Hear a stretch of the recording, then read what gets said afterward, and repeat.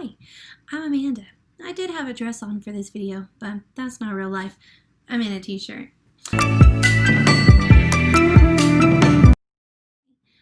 My name's Amanda, and I am from Georgia, and I am going into my 7th year of teaching. I started in kindergarten, taught there for 2 years. Then I taught my dream grade, 2nd grade, for 4 years. And last year, I actually had a combo class of 2nd graders and 1st graders. And that was a challenge. But anyway, this year I am moving into a 1st grade class, so something new for me. And I thought now is as good a time as any to start kind of front loading and doing a little bit of prepping so the beginning of the year can be a little less overwhelming, because I know that after we were out of school for so long, there's going to be so many new things that we need to do. And for me, I'm going into a new grade level, and my school is actually the oldest school in my district, and we had a new school built during this past year, like right in our field next door to the school. So not only will I be in a new grade level, I will be in a brand new school, which is exciting, but there's just a lot to do, a lot to learn. It's gonna have a lot of challenges at the beginning of the year with trying to get everything done, and so I'm like, let's do what we can do in summer.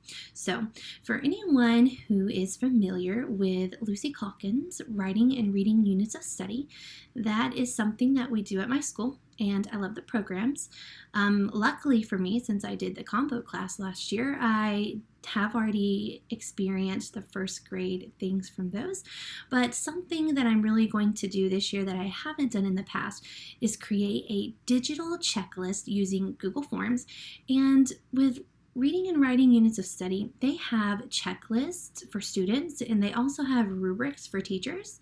And so I kind of looked at those and just kind of put it in order of the way the lesson's going to be taught, so that every time a bend or like a section of like a small moments or narrative unit has like bends within it. So you're like talking about writing a story, then you like really get into talking about the craft and adding details, and then there's a part about revising and editing. So I'm just going to have like a checklist so that instead of having to read through something to give it a grade at the very end, I am going to be really conferring one-on-one with the students, and they're going to have their individual goals, which I'm going to talk about in just a moment. But this way I can be checking throughout, and I can have a digital copy for data, so it's easy for me to look at for grades, easy for me to look at to talk about with my teammates or coaches or admin, whoever, the students, parents, whoever I need to talk to about it. So I think this is going to really help me, because I find myself to be a pretty organized person, but when it comes to papers, I have like little piles everywhere, and I put things in safe spots, and then I don't know where the safe spot is. So yeah, we're gonna do this digitally, and hopefully it will work out better. So I've already created one for the 1st unit, and I'm super excited to share it with my team and see what they think. And I think it's just going to be a tool that helps all of us be a little more efficient and have current data at all times, which is fabulous. So student goals, something that I actually did a training on. I'm talking about writing mostly, but I did a training, or PD, with a reading strategies book by Jennifer Saravallo, and I got this book for free with the training, which was awesome. So I have lots of tabs in here, just basically to separate the sections, because if you've never seen this book, it has a lot of sections and can be used over many grade levels. If you're looking for a book to use in your life to help with reading, I 100% recommend this one. So a few years after I had that one, Jennifer Saravallo came out with the writing strategies book. And so for my team this year, we've kind of divvied up turning assessments, checklists, rubrics into digital form. So I'm doing writing, and so like I said, I already worked on the 1st one. But something else I'm going to do and share with my team that I think I'll just find helpful for me, because I know my 1st grade writers this year, they're going to be different than my 2nd grade writers were.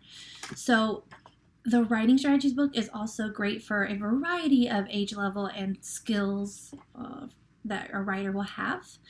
And so what I started doing today is I just kind of went through, and I'm not doing the whole book because, hello, that's crazy and we won't even need all of that.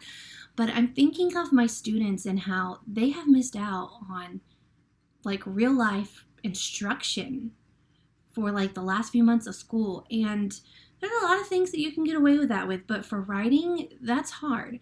So I know they're going to be probably lacking some skills I would expect them to start with in first grade.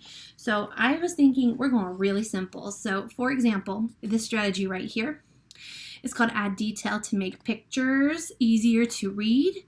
And so basically it just has like what a picture could look like, and it could be a little confusing, and then what can you do? Add a little bit more. Oh yeah, now it makes sense. So basically what I'm doing is I'm just making like a small poster, like the size of a Google slide or a Google Docs, with a picture, and like they have prompts. That's what's great about this book too. It also tells you the levels. Like there's a lot of really good, if you don't know it, if you're watching this video, you probably already know about this. But anyway, hello. Okay, so it will tell you levels. It will tell you what genre or text type you can use. It will tell you the processes, but then it has like what the strategy is, teaching tips.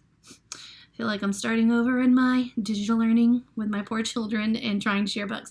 Okay, prompts, and then there's normally a visual, a picture that you can recreate. So I know that people probably have this all over Teachers Pay Teachers, but I am trying to start my master's this fall, so we're going to save money and just do it ourselves. But if anybody knows it for free out there, like, let me know. But anyway, I actually don't mind to make them. I find it a little bit fun. So making the poster for me with prompts, just small on the side or maybe on the back for me, so that instead of having to pull this book out, I'm just going to kind of have them sorted like, okay, I know I can maybe see, ooh, their picture doesn't tell their story.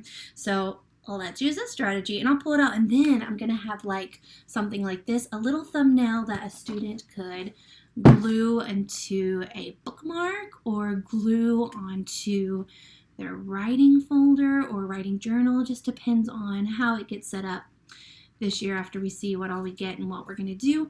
But I think it's really important for students to have that strategy with them so that they can refer back to it. Or if they don't, and you meet with them in a conference one-on-one and you're like, oh, hey, yeah, I remember last time we met, you were working on adding more details to your picture. Like, were you doing that? How's that going?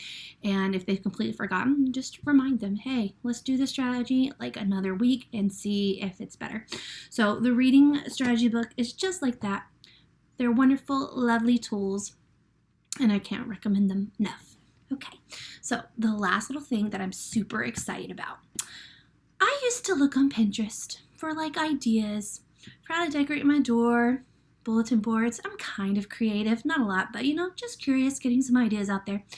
And I would always see on doors, on bulletin boards, on walls, like awesome looking fonts. And I'm thinking, how did this teacher do that?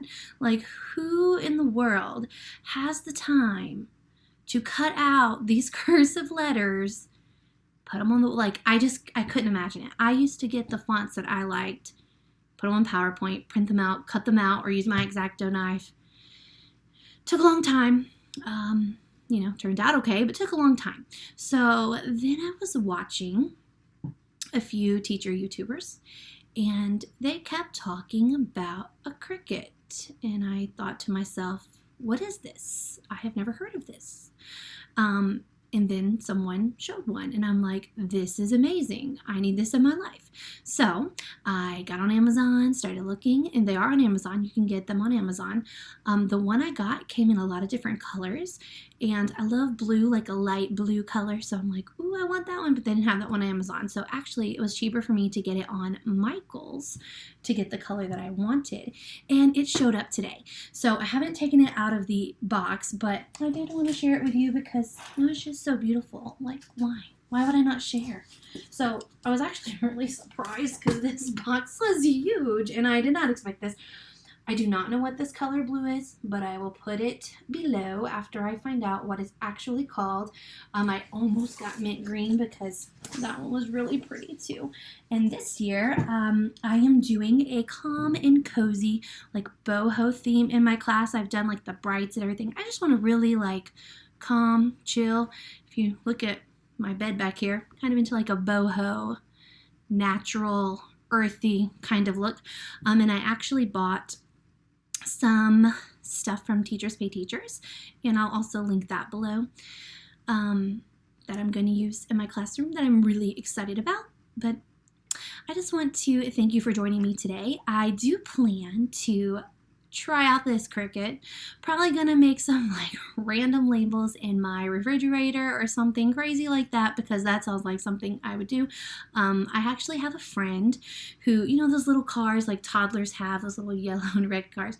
When I visited her recently, I'm like, oh, your kid doesn't have a license plate, like what's up? So we're gonna use the Cricut to create that sweet little 2-year-old a license plate, and she's gonna love it. So if I get that done, I'll share that with you, but I'm super looking forward to using it.